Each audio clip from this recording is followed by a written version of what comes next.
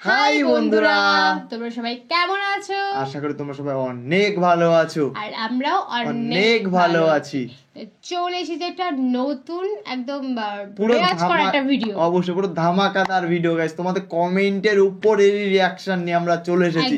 তোমরা এত দিন ধরে যার ভিডিও দেখবে বলছে, যার ভিডিও দেখবে বলছে না গাইস, তো সেই ফেমাস হুজুরের ভিডিও নিয়ে গাইস আমরা চলে এসেছি গাইস। তো যারা যারা এখনো পর্যন্ত চ্যানেলটাকে সাবস্ক্রাইব করোনি প্লিজ গাইস চ্যানেলটাকে সাবস্ক্রাইব করে দাও, আর যারা সাবস্ক্রাইব করেছো তাদেরকে অসংখ্য ধন্যবাদ। তো বললামই একদম মহান একটা হুজুরকে নিয়ে। অবশ্যই। আর গাইস কে কোথা থেকে দেখছো গাইস অবশ্যই আমাদের কমেন্টে জানাও গাইস। আর বাংলাদেশের থেকে গাইস কে আমাদের ভিডিওটি দেখছো গাইস? বাংলাদেশ থেকে সবাই দেখছো, কিন্তু তার মধ্যে থেকে আমাদেরকে জানা দরকার এতগুলো জায়গা। অবশ্যই তুমি কোন ডিস্ট্রিক্টে থাকো সেটা অবশ্যই কমেন্টে জানিও। তো আমরা জানি, আমরা গাইস এইটুকু জানি যে বাংলাদেশ দেশের লোকরা আমাদেরকে সাপোর্ট করে, তো তারাই আমাদের ভিডিওগুলো দেখে, তো তার জন্য অসংখ্য ধন্যবাদ গাইস তোমাদের। তো চলো আজকে টাইটেলটা তোমাদেরকে আগে জানাই। অবশ্যই।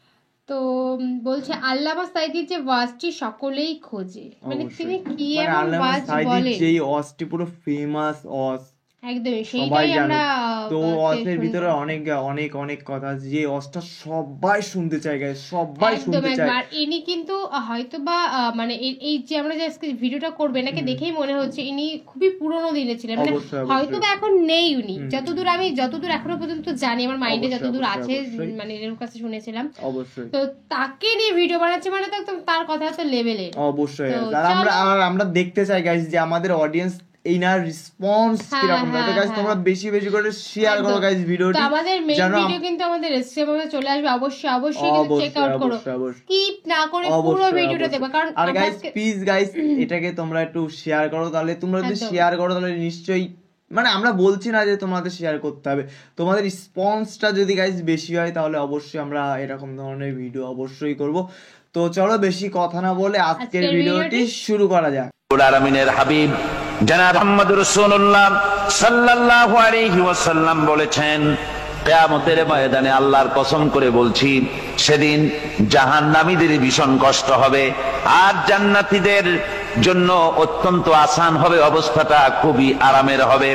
নবীজি বলেন, এক ওয়াক্ত ফরজ নামাজ আদায় করতে যে সময়টুকুন লাগে, কিয়ামতের মাঠের এই সময় এত বড় বিরাট লম্বা সময় জান্নাতীদের জন্য এরকম হালকা হয়ে যাবে। সুবহানাল্লাহ। হযরত আবু সাঈদ খুদরী রাদিয়াল্লাহু তাআলা আনহু হাদিস কেন বর্ণনা করেছেন, এক ওয়াক্ত নামাজ, একটা ফরজ নামাজ পড়তে যতটুকুন সময় লাগে, এতটুকুন সময়ের ভেতরে জান্নাতীদের কারবার শেষ হয়ে যাবে। সুবহানাল্লাহ বিহামদি। আর ওদের কারবার তো শেষই হবে না। ويوم تشقق السماء بالغمام ونزل الملائكة تنزيلا। ওরা ফেরেশতা দেখতে চায়, সেদিন আসমান সমূহ বিদীর্ণ হয়ে মেঘ পুঞ্জ বেরিয়ে আসবে, আত্মপ্রকাশ করবে, তার ভেতর থেকে ফেরেশতারা ক্রমাগত নাজিল হতে থাকবে, আর অবস্থাটাই হবে আল মুলকু ইয়াউমাইযিনিল হাক্কু লিররহমান ওয়া কানা ইয়াওমান আলাল কাফিরিনা আসীরা। আর সেদিনে বাদশাহী হবে কেবলমাত্র রহমানের। ওয়া কানা ইয়াওমান আলাল কাফিরিনা আসীরা। আর সেই কিয়ামতের দিন, সেই সময়টা হবে কাফেরদের জন্য বড়ই কঠিন। এখানে কিয়ামতের কিছু কথা বলা হচ্ছে, কিছু আভাস দেওয়া হচ্ছে যে আসমান সমূহ বিদীর্ণ হয়ে মেঘ পিণ্ড বেরিয়ে আসবে এবং তার থেকে ক্রমাগত ফেরেশতারা নাজিল হতে থাকবে। আল্লাহর হাবিব বলেছেন, কেউ যদি কিয়ামতের দৃশ্য দেখতে চায় সেজন্য সূরা ইজা শামসু কুবিরাত ওয়া ইজা সামাউ ফাতারাত, ইজা সামাউ শাক্কাত, এই সূরাগুলি যেন পড়ে, তাহলে কিয়ামতের দৃশ্য তার চোখের সামনে প্রতিভাত হবে। কিয়ামতের দৃশ্যটা আসলে কেমন হবে সেই সূরাগুলি তেলাওয়াত করলে সে বুঝতে পারবে। যেমন আল্লাহ পাক বলছেন, إذا السماء انفطرت وإذا الكواكب انتثرت وإذا البحار فجرت وإذا القبور بعثرت। যখন আকাশসমূহ চূর্ণ বিচূর্ণ হয়ে যাবে আর তারকাসমূহ বিক্ষিপ্ত হয়ে পড়বে, সমুদ্র মহাসমুদ্রগুলি দীর্ণ বিদীর্ণ হয়ে যাবে, কবরগুলি সব উদ্গীরণ করে দেবে, তার মধ্যে যা আছে সে সবগুলি। আবার আল্লাহ পাক বলেন, ইযাশ শামসু কুবিরাত ওয়া ইযান নুজুমু কাদারাত ওয়া ইযাল জিবালু সুয়্যিরাত। সূর্য যখন ঢেকে যাবে, তারকাগুলি যখন বিপর্যস্ত হয়ে যাবে, আর পাহাড়গুলি যখন চালিয়ে দেওয়া হবে, এই দৃশ্য তোমরা দেখতে পাবে। فإذا النجوم طمست وإذا السماء فرجت وإذا الجبال نسفت। সেদিন অবস্থা এমন হবে, সমস্ত তারকাগুলি স্তিমিত হয়ে যাবে আর আকাশসমূহ দীর্ণ বিদীর্ণ হয়ে যাবে, আর দেখতে পাবে পাহাড়গুলি সমস্ত পাহাড়গুলিকে উড়িয়ে দেওয়া হবে। আবার অবস্থা আরো কি হবে, فإذا برق البصر وخسف القمر وجمع الشمس والقمر।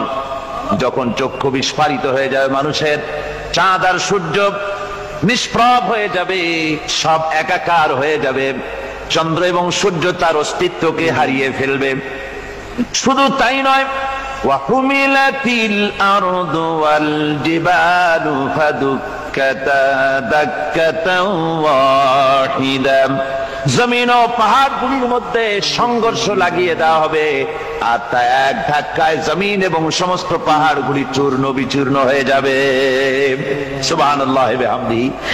আল্লাহ রাব্বুল আলামিন বলছেন, এইভাবে করে কিয়ামতের দৃশ্য, বিভীষিকাময় দৃশ্য তোমরা দেখতে পাবে। আর সেদিনের রাজত্বটা কার হবে? আল মুলকু ইয়াউমাইযিনিল হাক্কু লির-রাহমান। সেদিনের রাজত্ব হবে কেবলমাত্র রহমানের। অর্থাৎ যেসব কৃত্রিম বাদশাহী দেখে তোমাদের চোখে ধাঁধা লেগে গিয়েছে, তোমাদেরকে দুনিয়ার বাদশাহী দেখে তোমরা ধোঁকায় পড়ে গিয়েছো, এসব বাদশাহী কিছুই টিকবে না সেদিন। সেদিন শুধু বাদশাহী থাকবে একমাত্র আল্লাহ পাকের। কার থাকবে বাদশাহী? জোরে বলেন কার? আল্লাহ রাব্বুল আলামিন যখন কিছুই থাকবে না, ঘোষণা করবেন, লিমানিল মুলকুল ইয়াউম লিল্লাহিল ওয়াহিদুল কাহ্হার। আজকে কার রাজত্ব? চারিদিক থেকে আওয়াজ আসতে থাকবে, পরাক্রমশালী আল্লাহ রাব্বুল আলামিনের রাজত্ব আর কারো নয়। হাদিস শরীফে এসেছে, বুখারী মুসলিম শরীফের হাদিসে এসেছে, আল্লাহর নবী বলেন, আল্লাহ রাব্বুল আলামিন তখন তার এক হাতে আকাশ মণ্ডলীকে ধারণ করবেন, আর এক হাতে জমিনকে ধারণ করবেন। আকাশ মণ্ডলী এক হাতে, জমিন এক হাতে। এভাবে আল্লাহ রাব্বুল আলামিন বলবেন, আইনাল জাব্বারুন আইনাল মুতাকাব্বিরুন। কোথায় সেই স্বৈরাচারীরা? কোথায় সেই দুর্বিনীত অহংকারী স্বৈরাচার যারা আমার জমিনের উপরে, আমার মানুষের উপরে রাজত্ব চালিয়েছে? তারা আজকে কোথায়? কোথায় সেই অহংকারীরা? আল্লাহ পাক সেদিন যে বলবেন, সেদিন তো বলবেন, কিন্তু দুনিয়ার মাঝেও স্বৈরাচার যারা, অহংকারী যারা, তাদের শাস্তি পৃথিবীর বুকেও দেন, আর সেদিন তো দিবেনই। কত স্বৈরাচার আমরা দেখলাম, কত অহংকারী দেখলাম, যাদের তর্জনী হেননে লক্ষ কোটি কোটি মানুষ উঠতো আর বসতো। তাদের জিল্লাতির সঙ্গে আল্লাহ রাব্বুল আলামিন কতজনকে বিদায় করে দিলেন। ফুলের মালা নিয়ে কুলাতে পারে নাই, পা থেকে শুরু করে গলা পর্যন্ত ফুলের মালা দিয়া ডুবাই দিল ভক্তরা। আবার আল্লাহ রাব্বুল আলামিন এমন শাস্তি দিলেন, ফুলের মালার পরিবর্তে জুতার মালা নিয়ে জেলের মধ্যে ঢুকাইয়া দিলেন। ঠিক কিনা গণ? অহংকারী আর স্বৈরাচার যারা হয়, আল্লাহ পাক এভাবে তাদের দৃষ্টান্ত দেখিয়ে দেন। আমরা কত দেখলাম, 9 বছরের রাজা 10 বছরের সাজা। পৃথিবীর মুখে যারা অহংকার করে, যারা স্বৈরাচার হয়, আল্লাহর আইনকে যারা বৃদ্ধাঙ্গুষ্টি প্রদর্শন করে, আল্লাহ পাক তাদের জমিনেও দেখান। এখানে চূড়ান্ত ফয়সালা আল্লাহ করেন না, আসল ফয়সালার জায়গা তো আছেই, তবে এখানে নমুনা দেখায় দেন। কিন্তু মুশকিল হচ্ছে, ইতিহাসের সবচাইতে বড় শিক্ষা হলো ইতিহাস থেকে মানুষেরা শিক্ষা গ্রহণ করে না। একজনে যে কাম করে বিপদে পড়ে, আর একজন এসে আবার সেই পথেই অগ্রসর হয়, নিশ্চিত মৃত্যুর পথে। আমার বন্ধুগণ, আল্লাহ পাক বলছেন সেই দিন আমার রাজত্ব হবে, আর কারো রাজত্ব হবে না। وَكَانَ يَوْمًا عَلَى الْكَافِرِينَ عَسِيرًا। আর ওই দিনটা, ওই কিয়ামতের দিন হবে কাফেরদের জন্য সবচাইতে কঠিন। সবচাইতে কঠিন হবে কাদের জন্য? কাফেরদের জন্য। কাফের কারা? কাফের হচ্ছে তারা যারা নাকি আল্লাহর আইনকে অস্বীকার করেছে, আল্লাহকে অস্বীকার করেছে, আল্লাহর আইনকে অস্বীকার করেছে। ওরা কি? কাফের। কুফর শব্দের অর্থ হচ্ছে গোপন করা। এই জন্য অন্ধকার রাতকে আরবিতে কাফের বলা হয়েছে, অর্থাৎ যা সব জিনিসকে অন্ধকার দিয়ে ঢেকে দেয়। তো কুফর হচ্ছে সেই জিনিস যা মহাসত্যকে ঢেকে দেয়, সত্যকে, মহাসত্যকে ঢেকে দেয় যে জিনিস, সেটাকে কুফর বলা হয়। আর এই কাফের অন্ধকারে ঘুরে মরে, সে কোন আলোর খোঁজ পায় না। আল্লাহ রাব্বুল আলামিন বলেন, কাফেরদের কথা এখন শোনাচ্ছেন আল্লাহ পাক, ওয়াল্লাযীনা কাফারু আউলিয়াউহুমুত তাগুতু ইউখরিজুনাহুম মিনান নূরি ইলায যুলুমাত। যারা কাফের, যারা কুফরি অবলম্বন করেছে, তাদের সাহায্যকারী আর পৃষ্ঠপোষক হচ্ছে তাগুত। তাগুত বলা হয় সেই শক্তিকে, যে শক্তি শুধু নিজেই আল্লাহর আইন অমান্য করে বসে থাকে না, বরং অন্যদেরকেও আল্লাহর আইন অমান্য করতে বাধ্য করে। ওদেরকে আরবিতে কি বলা হয়? তাগুত বলা হয়। আর এই তাগুতি শক্তি, এই তাগুত হয় তার সাহায্যকারী, যা তাকে আলো থেকে টেনে অন্ধকারের ভেতরে নিয়ে যায়। আর কাফের হচ্ছে আল্লাহ পাকের ভাষায়, অর্থাৎ কোরআনের ভাষায়, কাফের হচ্ছে সবচাইতে নিকৃষ্ট প্রাণী, সবচাইতে নিকৃষ্ট জীব। মহাসত্যকে যারা অস্বীকার করেছে, যারা আল্লাহকে মানে না, যারা আল্লাহর কোরআনকে মানে না, যারা ইসলামকে স্বীকার করে না, তারা সবচাইতে নিকৃষ্ট প্রাণী। আল্লাহ রাব্বুল আলামিন বলেন, ইন্না শাররাদ দাওয়াবি ইনদাল্লাহিল্লাযীনা কাফারু ফাহুম লা ইউমিনুন।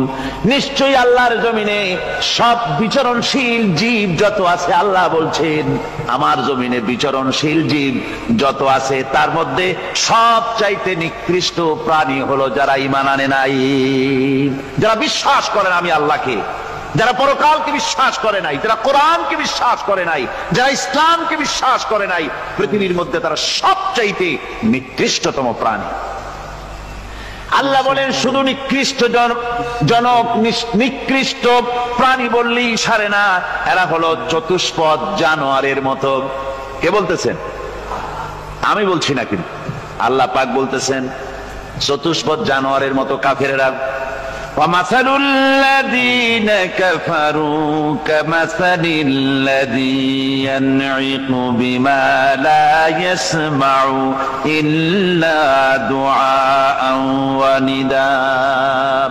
এই কাফেরদের দৃষ্টান্ত হচ্ছে সেই রাখালের মতো, যে রাখাল তার পশুদেরকে ডাকে, আর ওই পশুরা একটা ডাক শোনে মাত্র, কিন্তু কি যে বলে তা তো পশুতে বোঝেন। কথা বুঝতে পেরেছে? সুম্মুন বুকুমুন উমিয়ুন ফাহুম লা ইয়াকিলুন। এরা বোবা, এরা বধির, এরা অন্ধ, এ কারণেই কোনো কথা বোঝে না। এরা চতুষ্পদ জানোয়ারের চাইতেও নিকৃষ্ট। যাদেরকে আমি আল্লাহ বলেন, যাদেরকে আমি চোখ দিলাম, চোখ থাকতে হক দেখলো না, সব দেখলো। হক দেখে নাই চোখ দিয়া, এই চোখ দিয়া সব দেখলো। নারীর সৌন্দর্য উপভোগ করলো, আর নারীর অঙ্গ প্রত্যঙ্গ নিয়ে নানা ধরনের গল্প লিখলো, কবিতা লিখলো। কিন্তু এই সৌন্দর্য যিনি দিলেন তারেও চিনল না। আছে না কত কবি আমাদের দেশে? আমার দেশের সেই কবি জাতীয় পুরস্কার পায় যে কবি নারীর বিশেষ বিশেষ অঙ্গ নিয়ে বেশি করে নির্লজ্জ কবিতা লিখতে পারে, ওই হলো সবচেয়ে বড় কবি। আমার বন্ধুগণ, একজন বুজুর্গ ব্যক্তি তিনি পথ দিয়ে যাচ্ছিলেন, তো সে পথে এক সুন্দরী যুবতী মেয়েকে দেখে সেই যুবতী মেয়ের দিকে এই বুজুর্গ ব্যক্তি এক নজরে তাকায় আছে। তখন এই ঘটনাটাকে কবি এভাবে লিখতেছেন সাজায়: একদা সুখদায়ক প্রমোদা বদন, দর্শন করিব ঝরিল নয়ন, হেসে কহে সে রূপসী সবিস্ময় মন, কহ দেখি মহাশয় কহ কি কারণ, বিষয় বিরাগী তুমি ভুবনে প্রচার, কি হেতু জন্মিল তব মানস বিকার, সামান্য ললনা রূপ করি দর্শন, উচিত না হয় তব অশ্রু বরিশন। বুজুর্গ ব্যক্তি ওই মহিলার দিকে তাকিয়ে তাকিয়ে কাঁদতেছেন। সুন্দরী মহিলা বলেন, আল্লাহর বুজুর্গ বান্দা, আপনি এলাকার ভিতরে বুজুর্গ এবং পীর হিসাবে, বুজুর্গ ব্যক্তি হিসাবে আপনি বিখ্যাত। আজকে আমাকে এখানে দেখে আপনি আমার দিকে তাকায় আমার রূপ উপভোগ করতেছেন আর কাঁদতেছেন। আপনার মতো সংসার বিরাগী মানুষ আমার মতো একটা সুন্দরী মেয়েকে দেখে এভাবে কাঁদা ঠিক না। বুজুর্গ ব্যক্তি বলছেন, হেসে কহিলাম বালে করহ শ্রবণ, নেত্র ঝরে তবু হেতু ভেব না এমন, যে শিল্পী রচিল ওই সুধাংশু বদন, তাহার তরে ঝরে নেত্র নয়নে জীবন। আল্লাহর বান্দি, আমি তোমাকে দেখি কান্দি না, আমার চোখে পানি বেরিয়ে গেছে। তোমারে দেখে আমি মনে মনে ভাবলাম, এত সুন্দর করে যিনি মানুষ বানিয়েছেন, না জানি ওই আল্লাহ রব্বুল আলামিন কত বড় সুন্দর। আমার ভাইরা, সুতরাং চোখ থাকতে ওরা আল্লাহ রাব্বুল আলামিনের কুদরত ওরা দেখে নাই, কান থাকতে কোরআনের আওয়াজ ওদের কানের মধ্যে ঢোকে নাই, বিবেক থাকতে আল্লাহর দ্বীনকে বুঝতে পারে নাই, চিন্তা করতে পারে নাই। আল্লাহ রাব্বুল আলামিন বলেন, উলাইকা কাল্লানাম, এরা হলো চতুষ্পদ জানোয়ার, বালহুম আদাল, শুধু জানোয়ার না, জানোয়ারের চাইতেও নিকৃষ্ট। এমনই জানোয়ার, আল্লাহ বলেন শুধু জানোয়ার না, জানোয়ারের মতো শুধু খায় জনমের মতো। والذين كفروا يتمتعون ويأكلون كما تأكل الأنعام। এই কাফেরগুলির কাম শুধু ফুর্তি করা, গান বাজনা, নাটক, গল্প, এই সব কাজ তাদের। নামাজ নাই, রোজা নাই, আল্লাহর চিন্তা নাই, তাহাজ্জুদ নাই, পরহেজগারি নাই, শুধু গান আর নাচ। দেখেন না ফুর্তি। এই যে 1 জানুয়ারি রাত 12টার সময় আমার ঘুম ভেঙে গেল, এই যেখানে আমি ছিলাম, বিকট আওয়াজ। আমি মনে করলাম পাশের বাড়ি বুঝি ডাকাত পড়ছে। পরে বাড়িওয়ালা আমাকে বললেন যে ডাকাত না, বোধহয় এই নিউ ইয়ার সেলিব্রেট হচ্ছে, নতুন বৎসর উদযাপন হচ্ছে বোমা দিয়ে, শহরবাসীর আরামের ঘুম হারাম করে এগুলি করা হচ্ছে। এ তো গেল 1 জানুয়ারি। আর যখন আমাদের নিজেরটা যখন আসে, অর্থাৎ 1 বৈশাখ, তখন দেখছেন অবস্থা 1 বৈশাখে। এবছর আমাদের দেশে 1 বৈশাখে ঢাকায় যে দৃশ্য আমি টিভির মধ্যে দেখলাম, তাতে আমার মনে হয়নি যে 12 কোটি মুসলমানের দেশে রাজধানীতে এই দৃশ্য হচ্ছে। আমার মনে হচ্ছিল এটা বুঝি কলকাতা অথবা অন্য কোনো শহর হবে। আমি দেখলাম সমস্ত যুবক যুবতী, নারী পুরুষ, বিভিন্ন বয়সের লোক সব একসঙ্গে রাস্তায় নেমেছে, নাচতেছে। তার মধ্যে বুদ্ধিজীবী আছে, শিক্ষিত লোক আছে, সমানে নাচতেছে। আর তাদের মুখোশ পরা, বানরের মুখোশ, কুকুরের মুখোশ, শূকরের মুখোশ, ঘোড়ার মুখোশ, পাতি শিয়ালের মুখোশ, এই মুখোশ পরে এভাবে নাচতেছে। আমি চিন্তা করলাম নববর্ষের সাথে কুত্তার মুখোশের সম্পর্ক কি? নববর্ষের সাথে পাতি শ্রীগালের মুখোশের সম্পর্ক কি? তাহলে ওরা কি বলতে চায় যে আগামী বছরটা আমরা কুত্তার ভূমিকায় অ্যাক্টিং করব, অথবা শ্রীগালের মতো ধূর্তামি করব জাতির সাথে? তারপরে কি করলো? সকাল বেলায় যুবক যুবতী পয়লা বৈশাখ সূর্য উদয়ের আগে রমনা লেকের পাড়ি গিয়ে সব দাঁড়িয়েছে বাসন্তী রঙের শাড়ি পরে। তারপরে সেখানে দাঁড়িয়ে সূর্য উদয়ের পানে তাকিয়ে সকাল বেলায় ভাবে করজোর করে বলছে, এসো হে নববৈশাখ স্বাগতম হে। নববৈশাখ অলক্ষে বোধহয় এটা শুনে বলতেছে, বাবাজিরা আমারে ডাকতেছো, অপেক্ষা করো আমি আসতেছি। আমারে ডাকতেছো, আমি আসতেছি, কোমরে গামছা বেঁধে আসতেছি, 225 মাইল স্পিডে আসতেছি, 30 ফুট উঁচু জলোচ্ছ্বাস নিয়ে আসতেছি, নববৈশাখের মজা সাত চাকায়। আমার ভাইরা, মুসলমান নববর্ষ উদযাপনের সাথে মুসলমানের কিসের সম্পর্ক? মুসলমান যদি এই দিন উদযাপনই করে তাহলে তাকে করতে হবে ফজরের নামাজ পড়বে। মুসলমান বন্ধুরা, তোমরা সবাই দেখলে এই ভিডিওটি, তোমাদের কেমন লাগলো অবশ্যই কমেন্টে জানাও। এখানে উনি খুব নেক কথা বলে, খুব ফানি ফানি। অনেকে আছে তারা নাকি আমাদের আল্লাহকে বিশ্বাস করে না।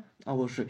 আর উনি পসিবল এটা হতে পারে? অবশ্যই গাইস। আর এখানে উনি কিছু ফানিও কথা বলেছে, যে কুকুরের মুখোশ, ঘোড়ার মুখোশ, শুয়োরের মুখোশ, কি পাতি, এইটা তো লেটেস্ট ডায়লগ দিয়েছে, পাতি শিয়ালের মুখোশ।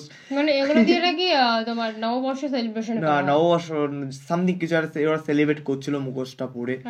এইসব সেটা তাদের পার্সোনাল ব্যাপার। আমরা যেটা এখানে আমরা মাথা ঘামাতে পারি না, এখানে আমাদের কোনো রাইট নেই গাইস। কিন্তু উনি একটা কথাই বলতে চাইলেন যে তোমরা কি সেটাই চাইছো যে নতুন বছরটাকে তোমরা এইভাবে চালু করবে, মানে এইভাবে সেলিব্রেট করবে বোমা দিয়ে, কুকুরের মুখোশ পরে তোমরা মানে পুরো মানে নববর্ষের ফার্স্ট উইক সেকেন্ড উইকের থেকে কিংবা কুকুরের মুখোশ পরে ওরকম টাইপের কিছু থাকবে কিনা কথা সাইডে রেখে গাইস, ভিডিওটি তোমাদের কেমন লাগলো গাইস? হ্যাঁ একদম। আর তোমাদের এই ভিডিওটা কি কেমন লাগলো সেটা তো অবশ্যই জানাবে। আর তোমাদের ঠিক কেমন ভিডিও পছন্দ সেটাও আমাদের অবশ্যই জানাবে, আমরা সেরকম ধরনের ভিডিও করব অবশ্যই। একদমই তাই, দুজন একসাথে বললাম।